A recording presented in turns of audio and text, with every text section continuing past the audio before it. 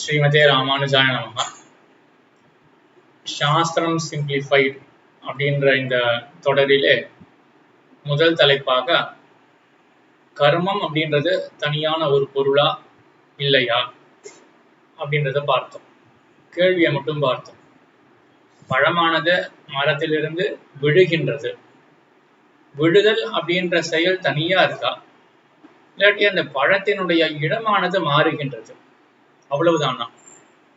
Motion அப்படின்னு தனியா ஒண்ணு இருக்கா, இல்லாட்டி வெறும் ஸ்பேஷியல் சேஞ்ச் மட்டும்தானா, இடமாற்றம் மட்டும்தானா, இல்லாட்டி செயல்ன்றது தனியா இருக்கா அப்படின்ற கேள்விய போன வீடியோல பார்த்தோம்.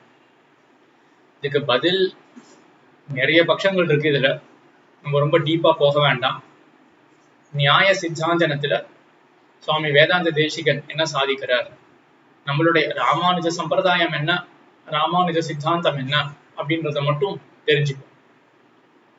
வேதாந்த தேசிகன் என்ன சாதிக்கிறாருன்னா, தனியா செயல்னு ஒண்ணு பார்க்க வேண்டாம், இடம் மாற்றம் மட்டும்தான் அந்த செயலை ஒழிய பழமானது விழுதல், பழத்துக்கு விழுதல் அப்படின்ற செயல்ன்ற ஒண்ணு கிடையாது, வெறும் இடம் மாற்றம் மட்டும்தான். அதே போல ஒருத்தன் கையை அசைக்கிறான், இப்போ கையில அசைவு அசைதல் அப்படின்ற தனியான ஒரு பொருள் இருக்கா அப்படின்னா அதெல்லாம் ஒண்ணும் கிடையாது. கை அசைக்கிறான் அப்படின்னா என்ன அர்த்தம்?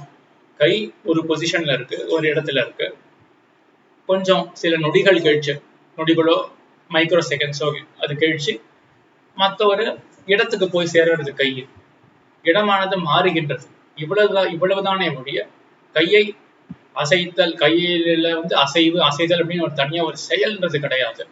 இடம் மாற்றத்தை வச்சுட்டே நம்ம என்ன சொல்றோம்னா கை அசைக்கிறான் அப்படின்னு சொல்றோம். பணமானது விழுகிறது, விழுதல் அப்படின்னு தனி செயலை நம்ம அங்க குறிக்கல, ஆனா என்னன்னா இடம் மாற்றத்தை மட்டும்தான் நம்ம அவங்க குறிக்கிறோம் என்று இப்படி வேதாந்த தேசிகன் நம்ம சித்தாந்தத்தில் இருக்கக்கூடிய ஒரு பிரதானமான பட்சம்.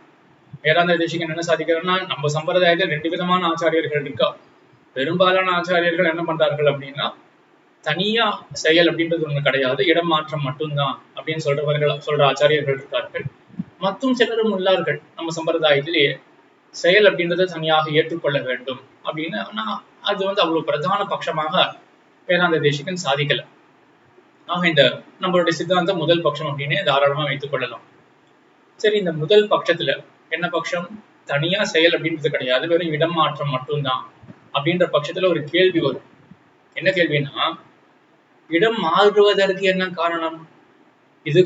இதுவரையிலும் பழமானது மரத்துல இருந்தது, இப்போ பூமிக்கு சேர்றது, இடம் மாறி இருக்கு.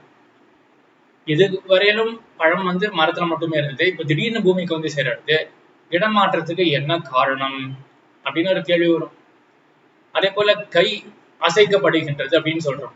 இதுவரையிலும் கை ஒரு பொசிஷன்ல இருந்தது, இப்போ மற்றொரு பொசிஷனுக்கு மற்றொரு இடத்துக்கு போய் சேர்றது, இங்க இடம் மாற்றத்துக்கு என்ன காரணம் அப்படின்ற கேள்வியும் வரும் இல்லையா?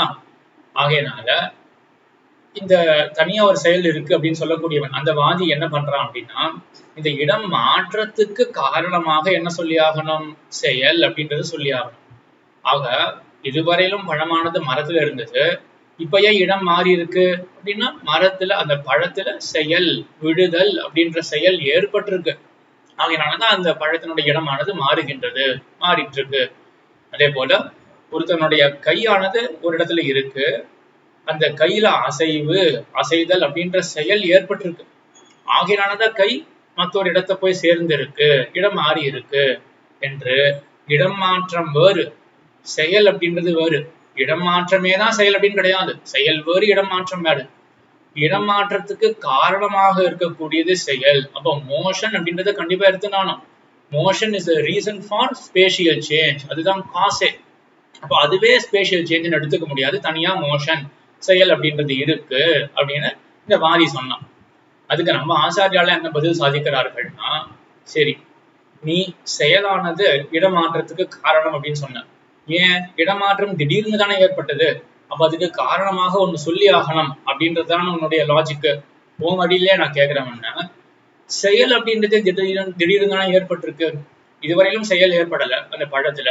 அதே போல இந்த மனுஷனுடைய கையிலையும் செயலானது அசைதல், விழுதல் அப்படின்ற செயல்கள்லாம் இதுவரையிலும் ஏற்படல. அப்ப திடீர்னு ஏற்பட்ட அந்த செயலுக்கு என்ன காரணம் அப்படின்னு யோசிக்க வேண்டாமா? அங்க அந்த வாதி என்ன பதில் சொல்லுவான்?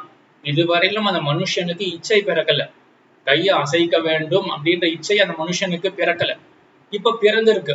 அசைக்க வேண்டும் அப்படின்ற இச்சை பிறந்திருக்கு, எண்ணம் பிறந்திருக்கு. அந்த எண்ணத்தினால இப்ப என்ன ஆகுது, அவனுடைய கையில அசைவு ஏற்படுறது. அந்த கையில இருக்கக்கூடிய அசைவுனால கையானது மற்றொரு இடத்துக்கு போறது அப்படின்றதுதான் அந்த பூர்வபக்ஷி, அந்த வாதியினுடைய ப்ராசஸ் இதுவா இருக்கும். அதே போல மரத்தினுடைய விஷயத்துல என்ன ஆகும், பணமானது விழுகிறது அப்படின்னா இந்த காலத்துல வச்சுட்டு பார்த்தோம்னா என்ன சொல்லுவோம், கிராவிடேஷனல் புல் இருக்கு. கிராவிடேஷனல் புல் இருக்கிறதுனால என்ன ஆகுதுன்னா அந்த பழத்துல விழுதல் அப்படின்ற செயல் ஏற்படுறது. விழுதல் அப்படின்ற செயல் ஏற்படுறதுனால அதனுடைய இடமானது மாறுகின்றது அப்படின்னு சொல்லி ஆகணும். இங்க நம்ம ஆச்சாரியால் சாதிக்கிறார்கள். சரி, அப்ப நீயே ஒத்துட்டு இல்லையா, அந்த செயலுக்கு காரணமாக உன்னை சொல்ற நீ என்னது, அந்த புருஷனுடைய இச்சை, அவனுக்கு இப்பதான் எண்ணம் வந்தது அப்படின்னு ஒத்துக்கிற இல்லையா, அதுவே தான் நான் இந்த இடமாற்றத்துக்கும் காரணமாக சொல்லிக்கிறேன்னு. நடுவுல இந்த செயல்ன்றது ஒத்துக்க வேண்டாம். என்ன தாற்பயம்னா, இந்த மனுஷனுக்கு என்ன இச்சை வந்திருக்குன்னா, அசைக்கணும் அப்படின்றது இச்சை கிடையாது. என்னுடைய கையானது அந்த இடத்துக்கு இடம் மாற வேண்டும் அப்படின்ற இச்சை, இவ்வளவுதான். ஆக இடம் மாற வேண்டும் அப்படின்ற புருஷனுக்கு இப்போது திடீர்னு இச்சை வந்திருக்கு. அந்த இச்சை ஏன் அப்படின்லாம் கேட்க முடியாது. அதுக்கு எல்லாருமே ஏதோ ஒரு விதமான பதில் தான் சொல்லணும். ஏன் திடீர்னு இச்சை வருது அப்படின்றதுலாம் அது எல்லா சம்பிரதாயத்திலும் பொதுவான பதிலாக தான் இருக்கும். அப்போ திடீர்னு இவனுக்கு இச்சை வருது. என்ன இச்சை, கைய அந்த இடத்துக்கு கொண்டு போய் மாத்திக்கணும், இடத்தை மாத்திக்க வேண்டும் அப்படின்ற இச்சை வருது.